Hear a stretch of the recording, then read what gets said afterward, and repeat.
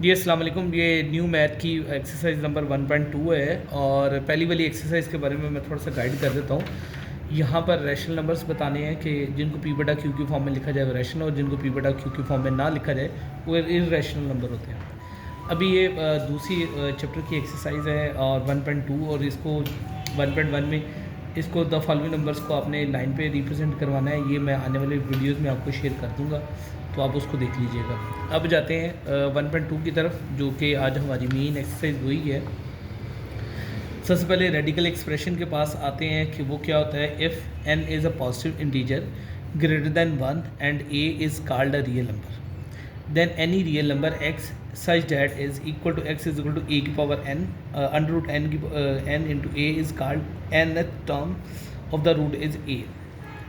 यहाँ पर जो है अंडर रूट वो इस कॉल्ड रेडिकल होगा, और n जो होगा इसके ऊपर जो ये वाला n है जो यहाँ पे लिखा हुआ था, ये वाला n जो है वो इसका इंडेक्स होगा of radical. A real number is radical sign is called radical radicand. ठीक है, यहाँ पे n की जगह 3 आ जाएगा, तो ये पूरी का पूरी जो वैल्यू बन जाएगी वो रेडिकेंड बन जाएगी। पिछली किताबों में इतना एक्सप्लेन नहीं किया हुआ था, लेकिन ये किताब मच बेटर है पुरानी किताबों से, और यहाँ पे एक्सप्लेनेशन प्रॉपर है। अब law of radical and indices के बारे में डिस्कस करते हैं कि वो जो ये देखें ए और बी है, तो मतलब अंडर रूट ए अलग से लिख सकते हैं और अंडर रूट बी अलग से लिख सकते हैं, और अगर डिवीजन में है तो बी अन को अलग अलग करके लिख सकते हैं। और अगर इनकी पावर ए की एन है और यहाँ पे अंदर एम है, तो एन ओवर एम भी लिख सकते हैं, यानी कि इस तरह करके भी लिख सकते हैं और एन ओवर एम भी करके लिख सकते हैं। ये मैं आपको यहाँ पे गाइड कर देता हूँ। अगर यहाँ पे एन है और ए की पावर एम है, तो अंडर रूट जो होता है वो ये चला गया और ए की पावर एम चली गई, और ये ए की पावर एन ओवर एन हो जाएगी। ठीक है, इसका जो तीसरा लॉ है, चौथा लॉ है, वो क्या है कि वो ये वाला था जो मैंने आपको यहाँ पे एक्सप्लेन कर दिया। अब लॉ ऑफ इंडेसेस हैं, यहाँ पर दो अगर वैल्यूज़ जमा मल्टीप्लाई हो रही होती हैं तो पावर्स ऐड होती हैं, ये वो लिखा हुआ है।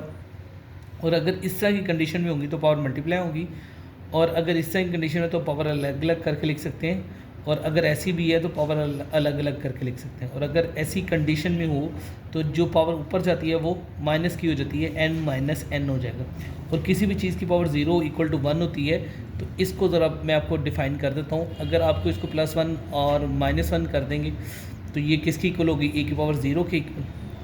और अगर आप इसको 1 और फिर इंटू ए की पावर -1, क्योंकि मल्टीप्लाई हो रहा है तो पावर्स बेसिस ऐड होती हैं, पावर्स ऐड होती हैं। ए की पावर 1 इंटू मल्टीप्लाई 1 ओवर ए हो जाएगा, इज़ इक्वल टू ए की पावर 0 ही रखें, आपको अंदाज़ा हो जाएगा ये 1 के इक्वल कैसे, ये कट गया और ये आ गया 1 इज़ इक्वल टू ए की पावर 0। ये आपको समझ आ गई, ये वाला ये था।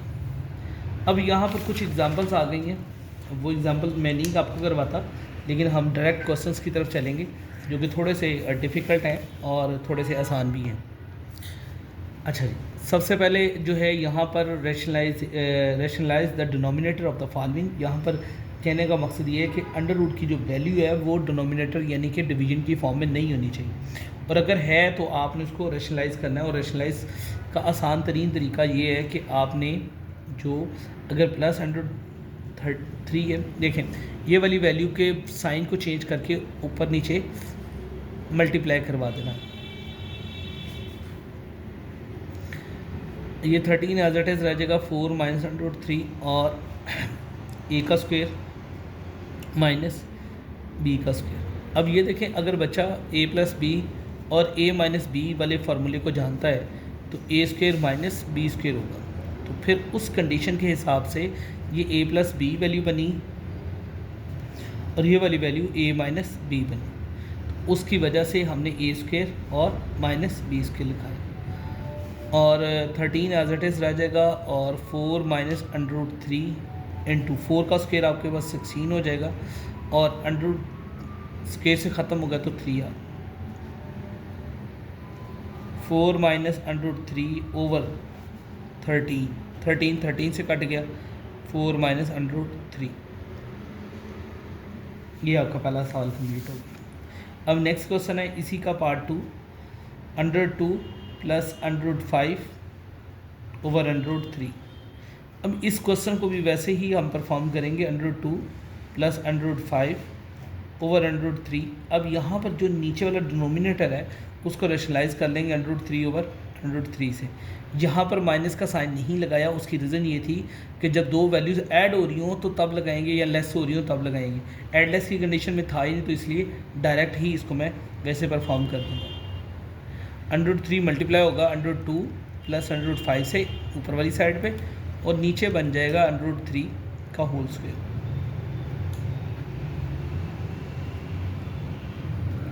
बेसिकली जो होता है रैशनलाइजेशन में वैल्यू, वो एक्चुअली डायरेक्ट इम्पैक्ट नहीं डाल रही होती किसी भी सवाल पे, क्योंकि एक ही चीज़ मल्टीप्लाई और एक ही चीज़ डिवाइड हो रही हो तो उसका जो है वो एज इट इज़ ही रहती है, उसमें चेंज नहीं आता। अब इसी का तीसरा सवाल हमारे पास आता है,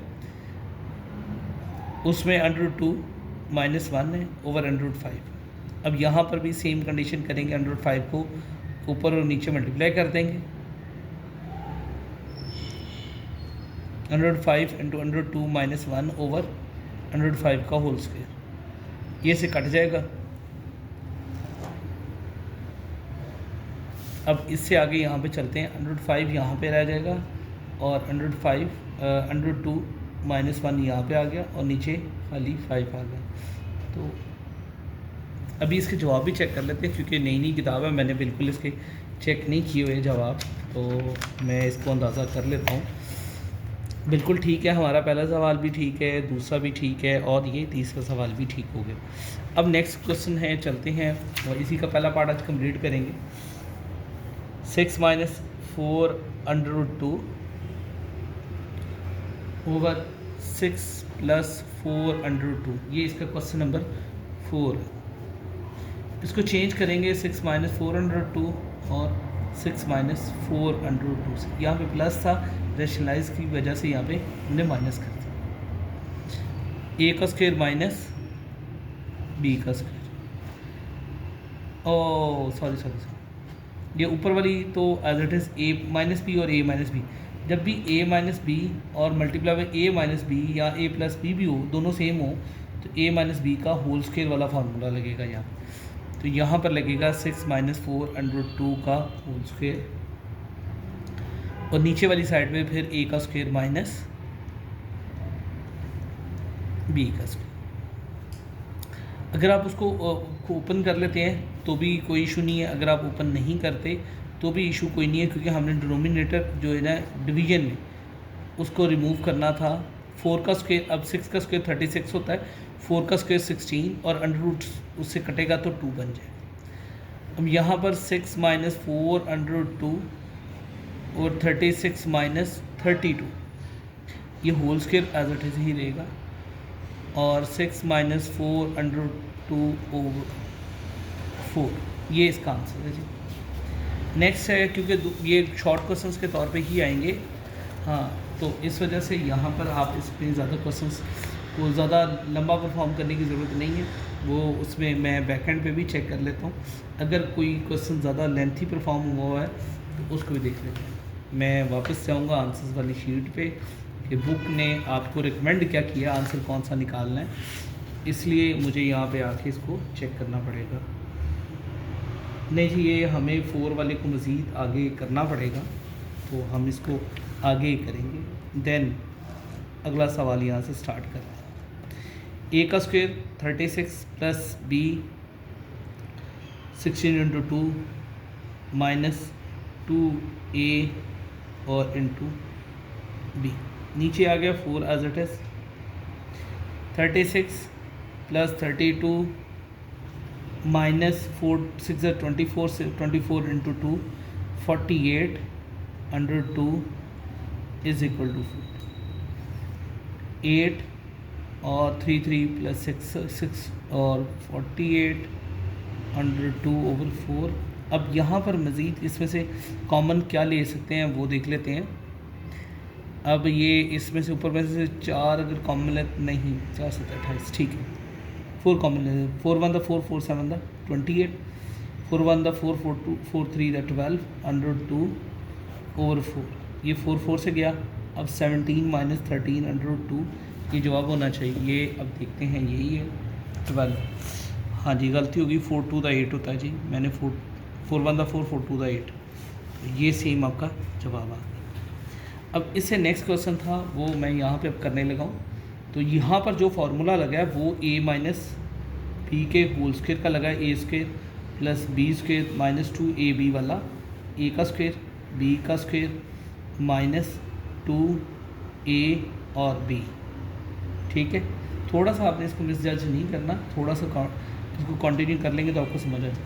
क्वेश्चन नंबर 5 में इसको हम रेशनलाइज करेंगे, √3 माइनस √2 ओवर √3 माइनस √3 माइनस √2 का होल स्क्वायर ले लें आप, और नीचे a का स्क्वायर माइनस b का स्क्वायर बन जाएगा। अब यहाँ पर फिर a माइनस बी का होल स्क्वायर बनेगा, तो मतलब a square plus b square minus 2ab ऊपर वाली जगह पे, और नीचे लगेगा a square minus b square वाला फार्मूला। अब मैं यहाँ पे नेक्स्ट इसको यहीं पे अप्लाई कर दूँगा, a का स्क्वायर प्लस b का स्क्वायर माइनस 2a और b। नीचे हमारे पास 3 का अंडर इससे कट जाएगा तो 3 माइनस 2 आ जाएगा, ये अंडर से कट गया 3 और ये इससे कट गया प्लस 2 माइनस। अब यहाँ पर मैं आपको एक आपके ही जो यहाँ पे गिवन था लॉ, उसके हिसाब से आपको गाइड कर दूँ कि यहाँ पर अगर इस तरह की कंडीशन हो तो आप उसको इस कंडीशन में भी कन्वर्ट कर सकते हैं। तो यहाँ पर भी अंडर रूट दोनों में सेम है पावर, और उसको आप एक सिंगल अंडर रूट में लेके आ सकते हैं। कोई इशू तो नहीं, यहाँ तक आपको बात मेरी समझ आ गई होगी। और नीचे 3 में से दोगे तो 1 बच गया, यहाँ पे ऊपर 5 माइनस 2√6 जवाब आ गया आपका। अब इससे आगे चलते हैं, ये थे आज के हमारे 5 सवाल। लास्ट सवाल है इसी पार्ट का, एक एक पार्ट को ही हम कवर करेंगे ताकि आपके लिए आसानी हो और आप ये वीडियोस देखते जाएं।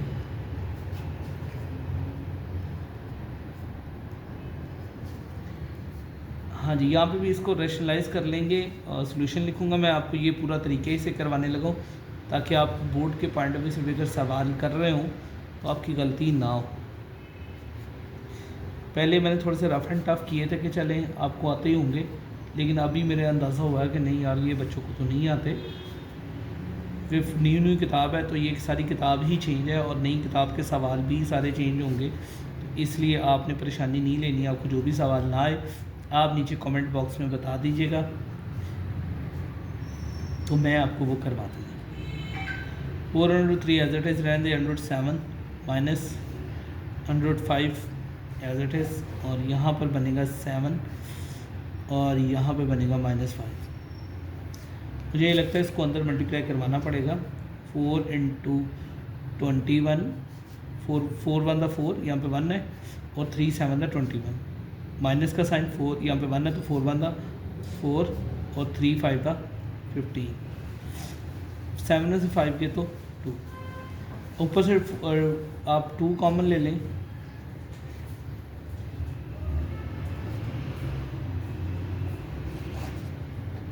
अभी इसका जवाब चेक कर लेते हैं क्योंकि ये एक सवाल ऐसा है मैंने, क्योंकि ये सारी सवाल बिल्कुल न्यू हैं, हमने इसमें कभी तो कोई ग्रामर शामर भी नहीं आई होगी, तो ये ठीक है जी, बिल्कुल ठीक है हमारे जवाब। हाँ जी, ये इस तरह है तो इसको भी उस तरह से भी कर सकते हैं, और ये जैसे ये जवाब निकला है मैं इस कंडीशन में इसको ले आता हूँ। अच्छा जी, अभी ये कंडीशन बनी है, तो इसमें अगर वो वाली कंडीशन दोबारा से रिवर्स करनी पड़े तो 2√3 कॉमन ले लेते हैं सब में से, तो ये बन जाएगा 7 √7 माइनस √5, तो ये आपका ऊपर वाला जवाब बन जाएगा। एक तो ये तरीकाकार है, और एक यहाँ से ही आप आगे ना करें, 403 × 107 माइनस 105, नीचे बन गया 2 2 1 दा 2 2 2 दा 4, ये बन जाएगा 2√3 × 107 माइनस 105। ये इन दोनों में से जो भी आप अप्लाई कर लें तो दोनों ही तरीके बेस्ट हैं, कोई ऐसा मसला नहीं है। ये हमारा पहला पार्ट आज कंप्लीट हुआ, कल इसकी अगली वीडियो आपको सेकंड पार्ट में ज़रूर मिलेगी। Thank you very much.